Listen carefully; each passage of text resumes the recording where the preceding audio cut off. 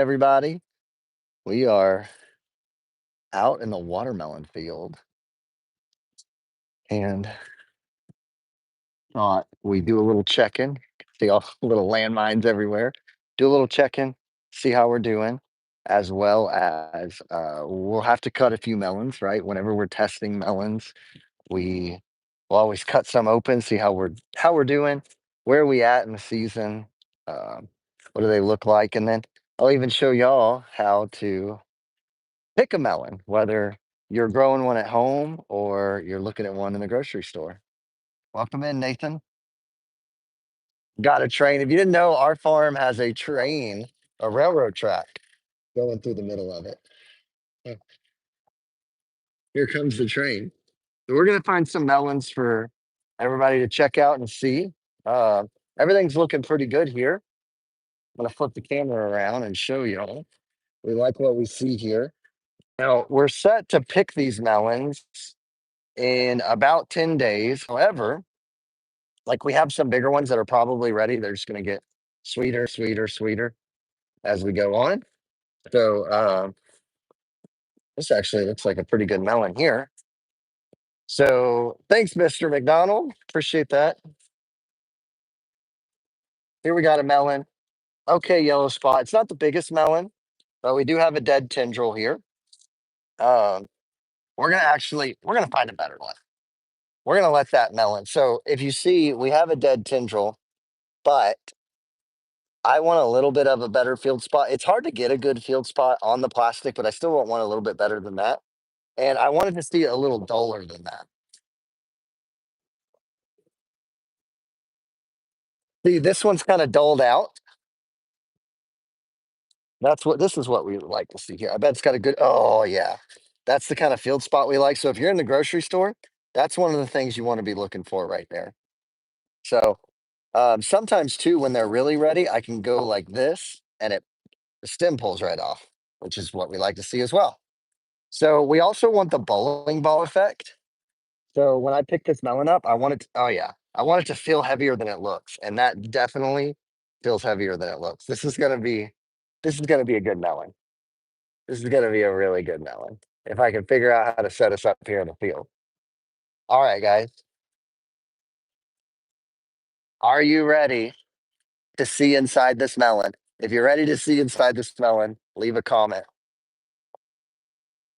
Let's see how it cut. Oh, if you hear that little crack, that's a really good sign. Oh yeah. You see that in the camera? This is what we like to see here.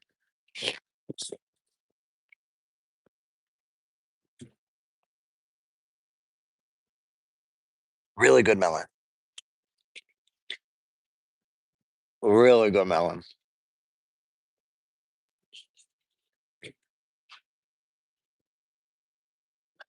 What we need to do on these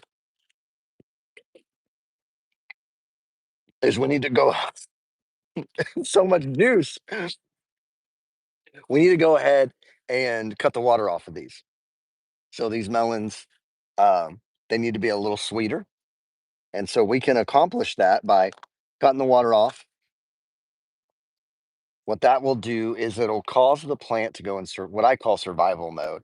The plant will start pulling all the carbohydrates from the roots and anywhere else in the plant and putting it in the fruit in its mind so that it can reproduce. But what it leads to is a sweeter melon. Yeah. We're very juicy. Really, this melon would pass.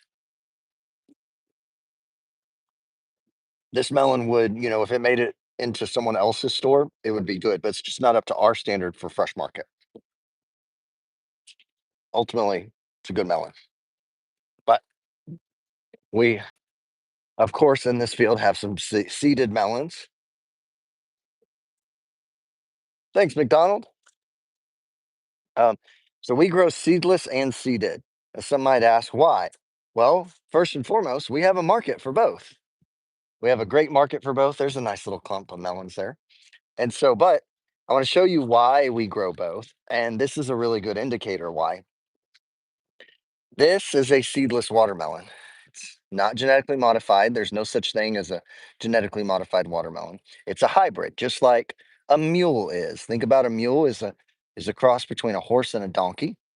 So this is a cross between a tetraploid melon and a diploid melon, resulting in a triploid melon. What However, seedless watermelon, that's a good melon there. Seedless watermelons are not great at pollinating themselves. They need a seeded melon to do that. And so what we do, every fourth plant, we plant a seeded melon with our seedless melons. Hey, Reginald, welcome in. And that allows our seedless melons to get pollinated. And that's also why you often see them in clumps, right? Because whenever the bees came through, that's kind of where they were working. Sorry about the wind, guys. We have some orange melons here too, but they just need a little longer. These orange melons do. We're just at the very beginning. There's a nice little clump of melons there. We're just at the very beginning of watermelon season. That's what we call axle buster. And so the beginning of watermelon season is always exciting. We start watching melons a lot. We start cutting melons a lot. Oh, there's some nice, yeah, there's some nice melons in here. It's time to cut the water off of these. There's a nice long seeded melon. It's time to cut the water off of these and give them just a few more days. Yeah, there's some really nice ones in here.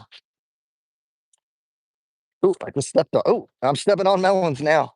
When the vines get thick, see, this is why we don't look at melons at the edge or the fronts of the rows. Sometimes at the fronts of the rows, the soil can be compacted because it's where the tractors turn. Um, Sometimes the fertilizer doesn't distribute evenly, and when you start getting in the field, you start seeing some beautiful, beautiful melons like this one. That's a rock star melon there. But just thought I'd come on and show y'all some of the watermelon field and kind of what we're working on.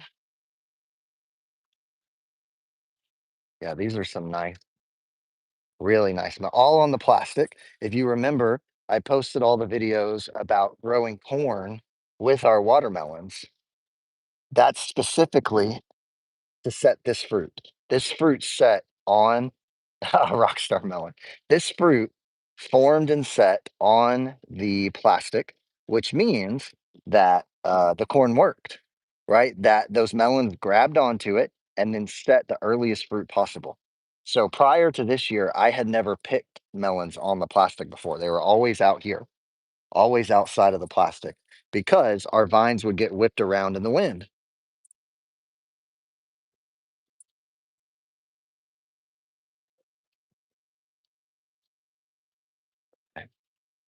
If you have any questions about watermelons, go ahead and drop them in the comments.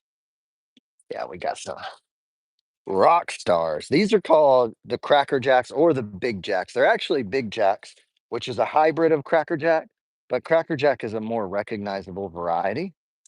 So that's typically what I call them, but they actually are called Big Jacks.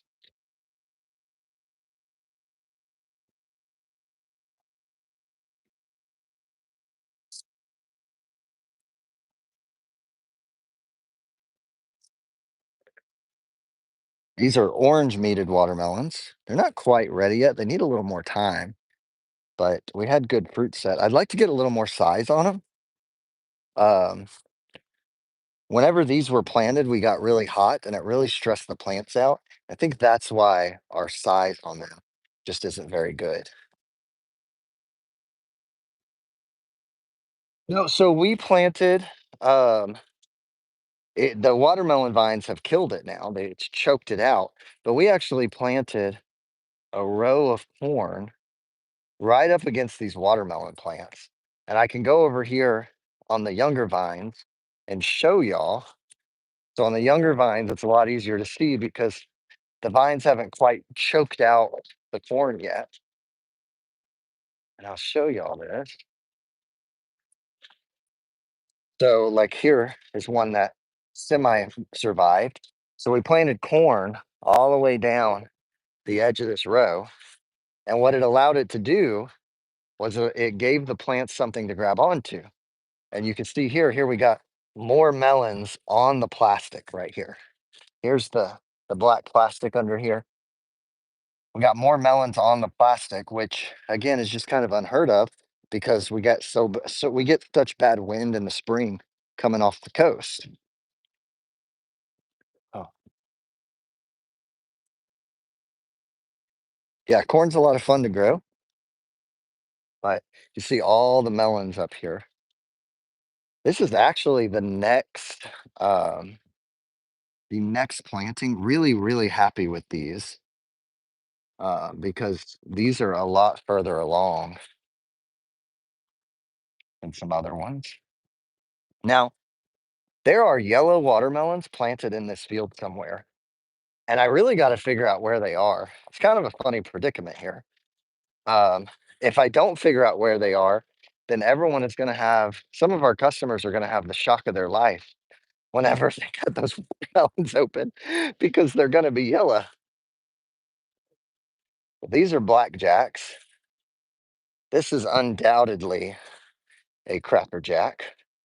I'm guessing they're going to be at the end of this last row because I remember that was the order or I thought that was the order we planted them in. I've been known to mess up as well.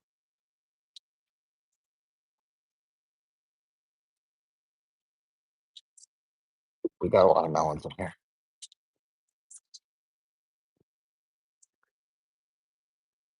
So now we're on the hunt for yellow watermelon. If y'all see one, shout it out in the comment.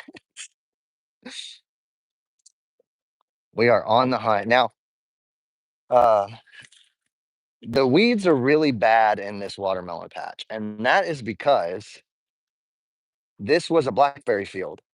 And I the blackberries had played out, and I knew we needed to pull them up. So we pulled them up and almost immediately laid the plastic. So we didn't get to do much vegetation management. And so if I had done it right, we would have cultivated the field for a whole summer, let the field kind of bake in the sun, and get rid of as many weed seeds as possible. And that didn't happen. And so what we're left with is a really weedy watermelon field, which neither here nor there. We obviously have set watermelons everywhere, but I think our yields could be higher if we got this weed problem under control. Just talking out loud here. There's some advantages to the weed pressure. It gives the vines some additional uh, plant material to grab onto, so they're not aborting melons. And you're going to have very little sunburn.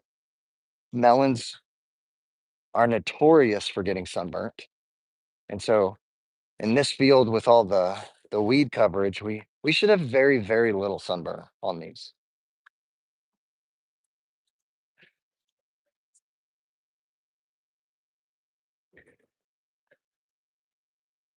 I don't know where the yellow watermelons are planted. I feel like I'm losing my mind. I know we had yellow watermelon plants, but none of these are yellow watermelons. Oh, the problems of farming. And look, blackberries coming up. Sometimes it feels like I'm terrible at this farming thing. Now, there's also days where I'm like, oh, this is a beautiful crop. So I think farming is notoriously one of those things that um, your attitude towards your performance is constantly going up and down. You're constantly feeling like, oh, I'm doing good, constantly feeling like, oh my gosh, I'm doing terrible. Um, yeah, which is fine. I heard something the other day, and it said that farming is one of the only careers that you would be willing to work a job in town full time and then be willing to come home and work the farm while losing money just to get the opportunity to farm. No, that's not what we do. We are on the farm full time and we love it. And luckily, right now, I'm gonna say it's extremely profitable, but it is a profitable business that's able to support me and my family. I think that's interesting. And I think it says a lot about once farming gets down into your DNA, there's something to be said about it.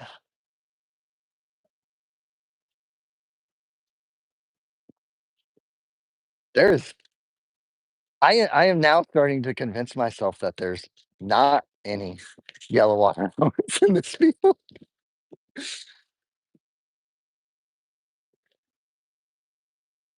These are still orange. The orange are really easy to tell. They're like the shape of a basketball. Very rare that you'll find like a round watermelon, right? Except the orange ones. But this is I'm losing my mind. Welcome to farming. Well, eventually I will locate those yellow meated watermelons. But I appreciate everybody hopping on the live and watching.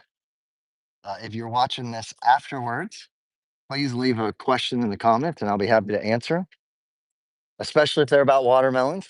And don't forget to hit that subscribe button, and we'll see everybody soon. Thanks for watching.